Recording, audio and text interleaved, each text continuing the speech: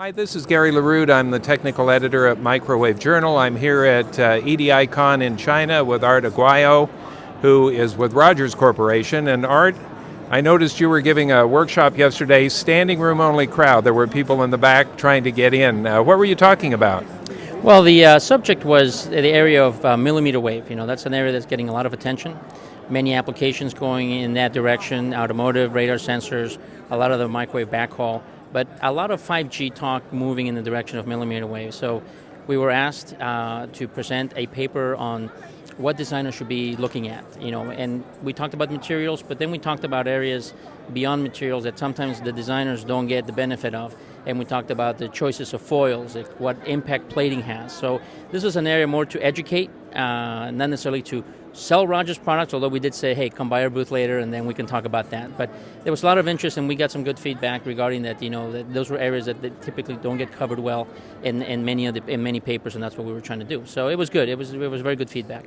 Well, I think that's what we try to do with this conference, is have it very practical and tutorial in many cases for people that aren't familiar with the topic. So in addition to that, what have people been talking to you about here at the show? Well, in addition to, let's say, millimeter wave, 5G related areas, the other things we're trying to see is the area of thermal conductivity, thermal management. Everybody's trying to design things that are smaller, higher power levels, no active cooling anymore. So there's a big concern by designers that how to handle all that power and that heat. So the materials are not designed to take the heat away from the chip itself, but where you have the circuits, that is an area that you want to dissipate the heat in a better way. So Rogers has a series of products that we have in the market. Some of them are in the area of woven glass Teflon, TC350 for example. We have some materials that have higher thermal conductivities beyond that we aim more at the high reliability market, the RT Duroid 6035 HTC. But we get a lot of questions on that. So we have some solutions. We've also given papers at this show actually last year talking about how also thermal management can be helped by foils with plating as well. So these are a whole area, there's a lot of combination between losses, millimeter wave, losses, and thermal management. So these are the things that we get asked a lot about, and people coming by our booth and wanting to know solutions on that. And that's why we have some of the booth here, the graphics, emphasizing specifically thermal management. So if we speak a little bit more broadly, what kind of trends are you seeing in materials in the industry? Well, the people are trying to combine more and more electrical performance with also trying to get us close to traditional fabrication techniques. Cost in the end is very, very important. I think the days of just designing something that worked electrically and that was it, those days are over. People, as I said in the presentation, we want to design something that is the best cost solution. Nobody can design just the best solution.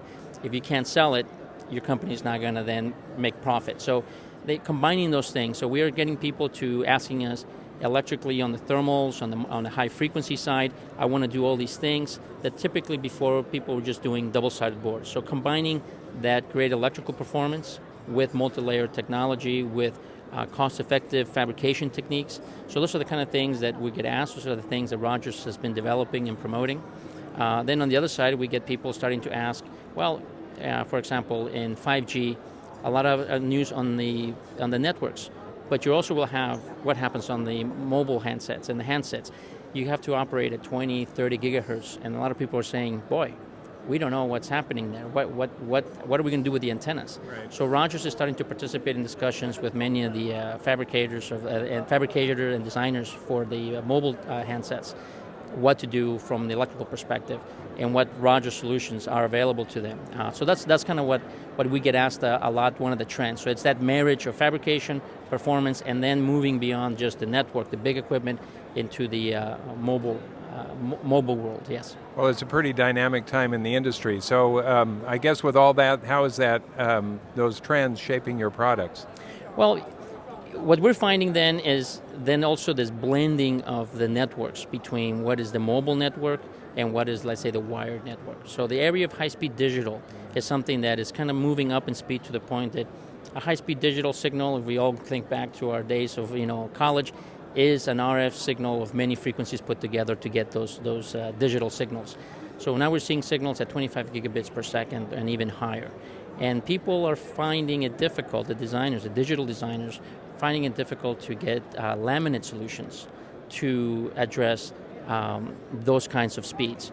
Not only just for routers anymore and the let's say the daughter cards, but also the backplanes, which are much bigger boards, right? So loss has become quite important. So Rogers has been developing materials in and new kinds of let's say new to the industry, a new technology, what we're calling ELL laminates, extremely low loss materials, so that you can have 25 gigabit or better data rates, low loss.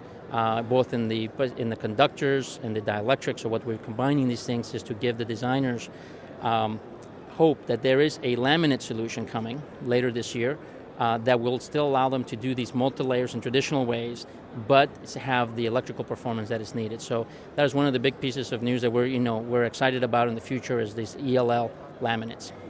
Well, it sounds like an exciting time in the industry, a good time to be in the materials business. So Art, thank you for taking a few moments to talk with us here at EDI Con, and we'll look forward to talking to you at IMS. Thank you very much, Gary.